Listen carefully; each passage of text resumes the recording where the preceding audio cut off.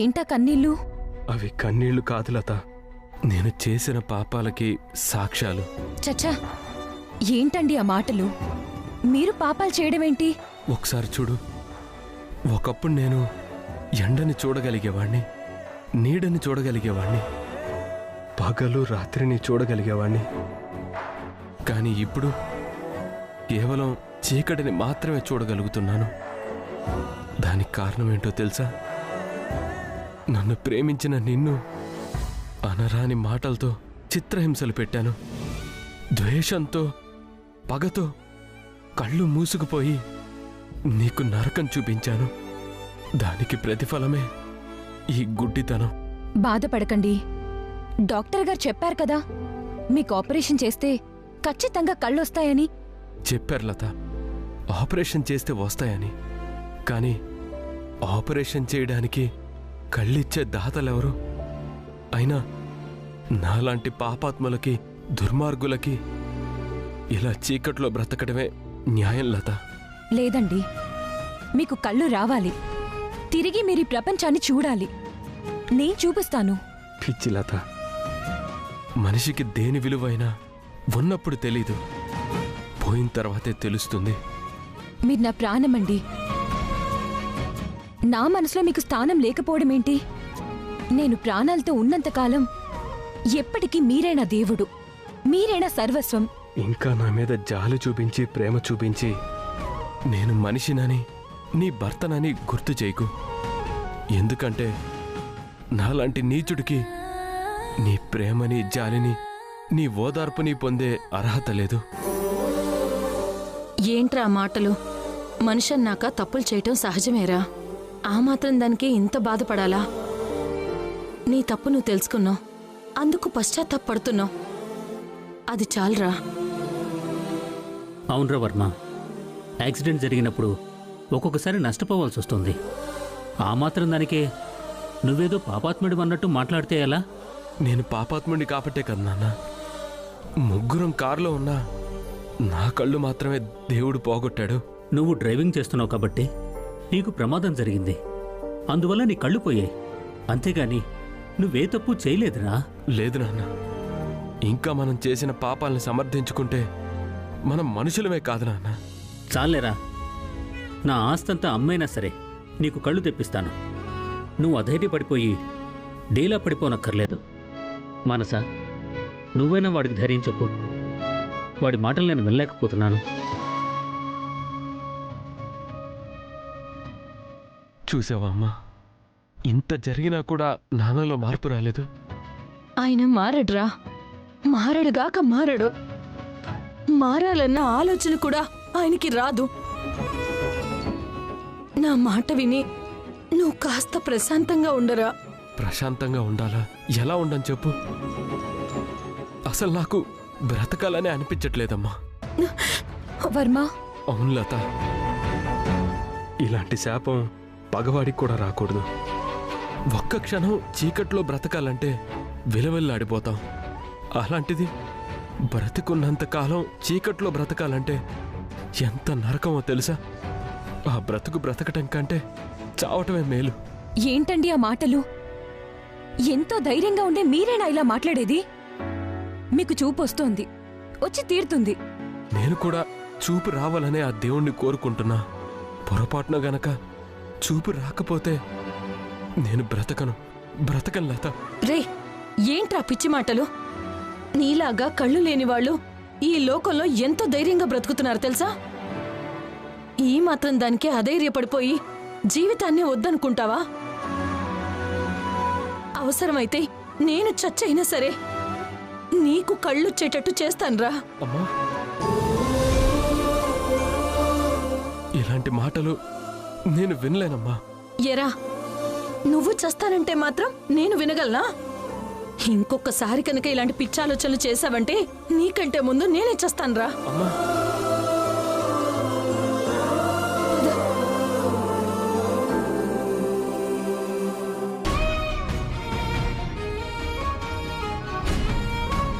నా భర్తకి కళ్ళు రావాలంటే ఎవరో ఒకరు చావాలన్నమాట. అవును, ఎవరో ఒకరు ప్రాణత్యాగం చేస్తే తప్ప నా వర్మకి చూపు రాదు. ఆయన మళ్ళీ వెలుగు చూడలేడు. చూపిస్తా, నా భర్తకి ప్రపంచాన్ని తిరిగి చూపిస్తా.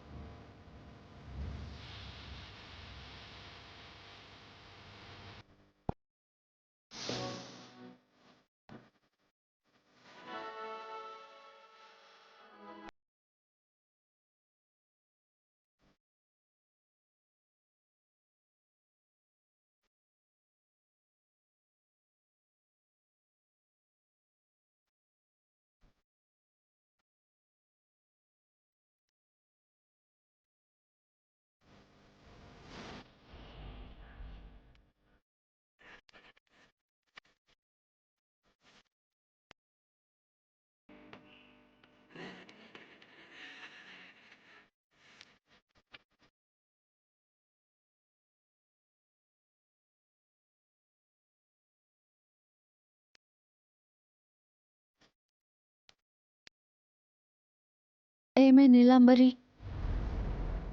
ఇంత త్వరగా నీ వాళ్ళందరినీ వదిలిపెట్టి వెళ్తావని నువ్వు అస్సలు ఊహించలేదు కదూ. కానీ వెళ్ళక తప్పదు.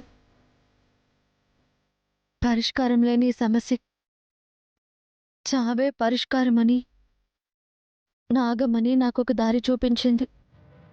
ఆ దారిలోనే వెళ్ళిపోతున్నాను. కన్న తల్లికి, కడుపులో పుట్టిన బిడ్డకి, అందరికీ శాశ్వతంగా దూరం కాబోతున్నాను. ఇంతమంది ప్రేమని వదులుకుంటున్నందుకు బాధగా ఉన్నా, జీవితాంతం కుమిలి కుమిలి ఏడ్చేంత బాధని మూట కట్టినా, నా భర్తని వదిలి వెళ్తున్నందుకు నాకు చాలా సంతోషంగా ఉంది. చాలా సంతోషంగా ఉంది.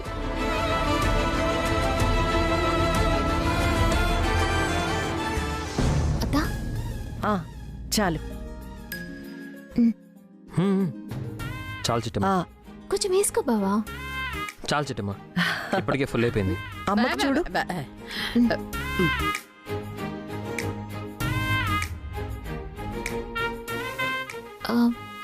అవును, నీలాంబరి వదిన ఇంకా రాలేదేటి? వదినా, వదినా, వస్తున్నాను చిట్టమ్మా.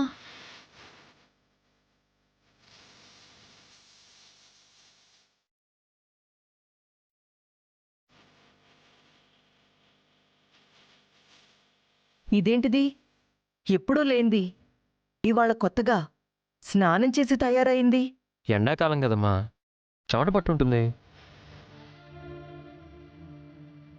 వదినా, నీకు వడ్డిస్తాను, కూర్చో.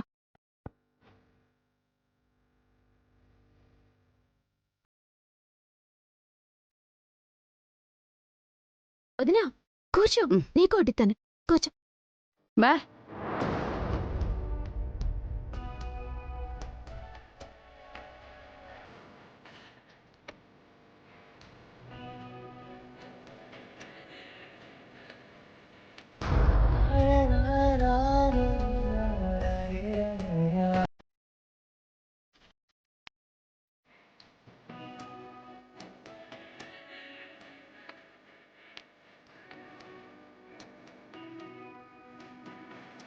వదినా, అన్నం వడ్డిస్తుంటే తినవేటి? తిను. ఈరోజు మా అమ్మ చేతులతో తినిపిస్తే తినాలని ఉంది. తినిపిస్తావా అమ్మా? మా బంగారు తల్లి అడిగితే తినిపించకుండా ఎలా ఉంటాను? దా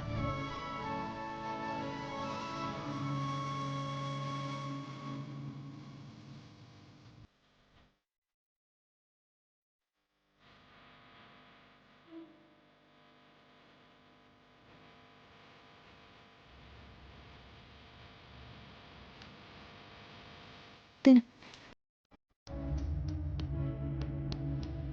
దా ఆ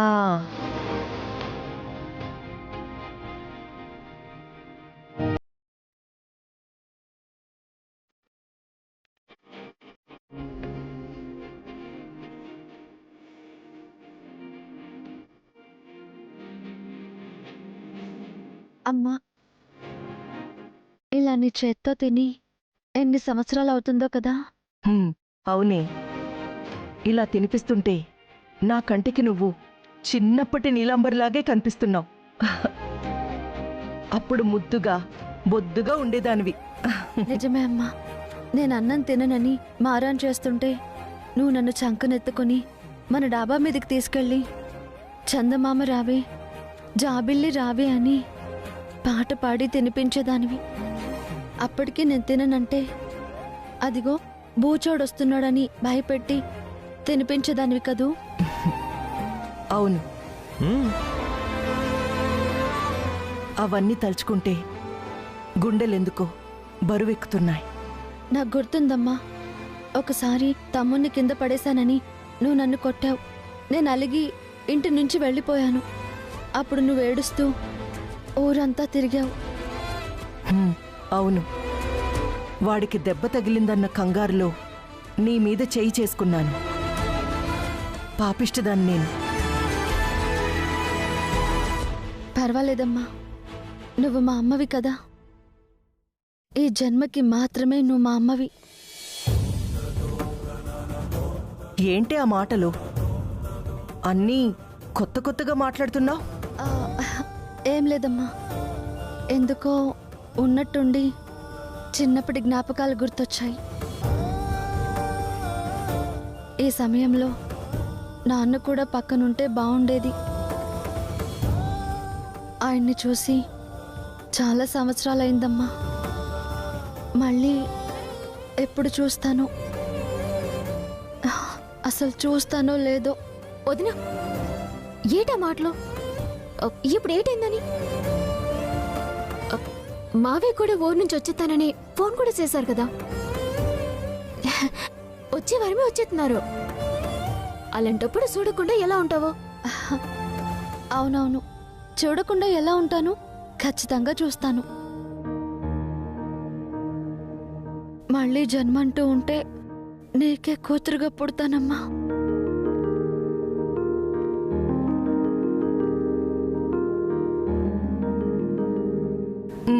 బాబా, కొంచెం అని పెట్టుకో. చాలు చిట్టి. కొంచెం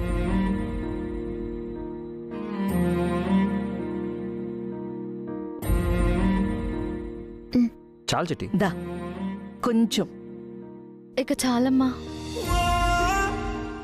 అరే వదినా, అదేటి సగమే తిని వెళ్ళిపోతున్నావు? పూర్తిగా తినొచ్చుగా. నా కడుపు నిండిపోయింది చిట్టమ్మా, ఇక చాలు.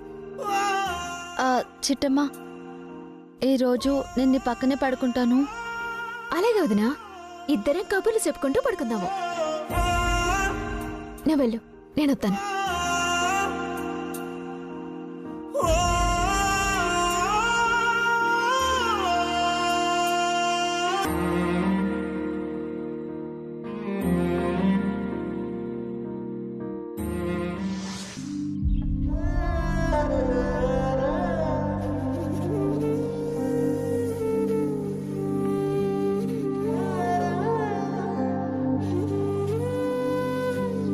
ఒరే నాన్న,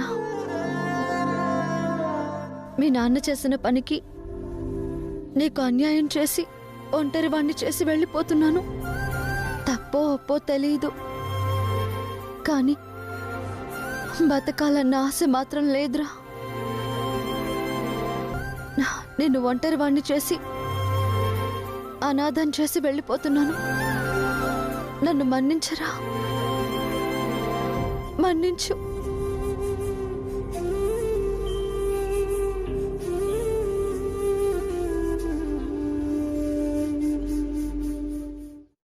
ఏటదినా, ఇంకా పడుకోలేదా? అదే చిట్టమ్మా, నీతో కబుర్లు చెప్తూ పడుకోవాలనుంది. అందుకేగా మీ తమ్ముని కూడా హాల్లో పడుకోబెట్టి వచ్చేసాను. చిట్టమ్మా, నీ ఒళ్ళో తల పెట్టి పడుకోవచ్చా?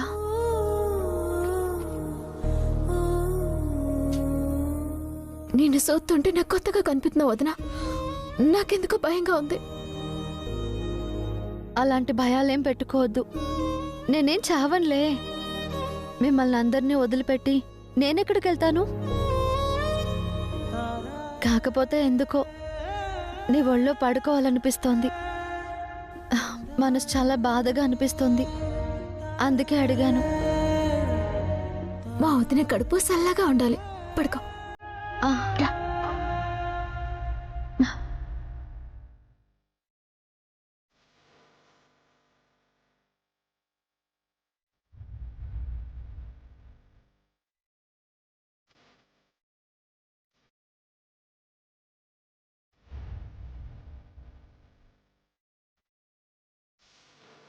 చిట్టమ్మా, తెలుసో తెలియకో నేనేమైనా తప్పులు చేసుంటే నన్ను క్షమించు. ఒకవేళ పొరపాటున నాకేమైనా అయితే నా బిడ్డని మాత్రం కంటికి రెప్పలా కాచుకో. నువ్వే కాపాడు. కన్న తల్లిలాగా నువ్వే పెంచాలి. వదిన, ఇప్పుడు ఏటైందని ఇలా మాట్లాడుతున్నావా? నువ్విలా మాట్లాడితే నాకు ఏడుపు వచ్చేస్తుంది వదిన.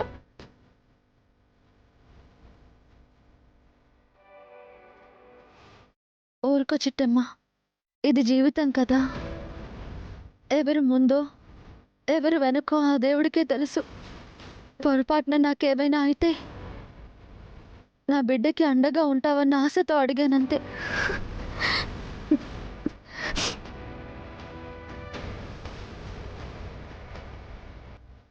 ఆ దేవుడు మనకెప్పుడు అండగా ఉంటాడు వదిన. నీ బిడ్డ పెళ్ళి నీ చేతుల మీదుగానే జరిపిస్తావు. మనవాళ్ళు మనవరాళ్ళు వాళ్ళందరినీ ఎత్తుకొని ఆడిపించేస్తావు. నువ్వు పడుకో, పడుకో. నాకంత అదృష్టం లేదులే. అదే ఉంటే నా మొగుడు ఇంతలా బరి తెగించేవాడే కాదు. నన్నింతగా ప్రేమించే మనిషికి దూరం అవుతున్నానని చాలా బాధగా ఉంది. మరో జన్మంటూ ఉంటే నీ తోబుట్టువుగా పుట్టాలని ఆ దేవుణ్ణి కోరుకుంటాను.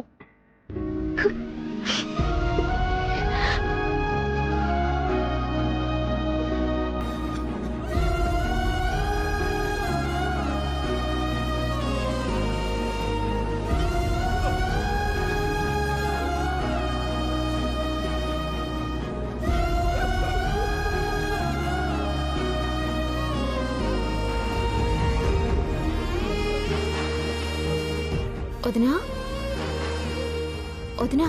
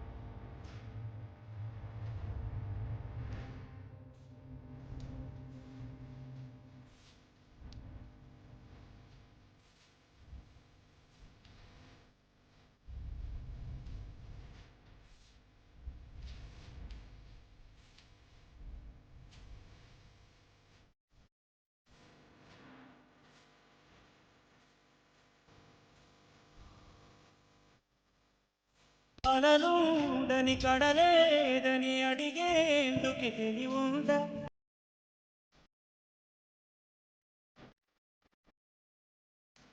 ప్రభా చేసాగిన తరుణం తిరిగిస్తూ ప్రతిక పుట్టగా తన పాఠం వివరిస్తూ గడతేరని పైన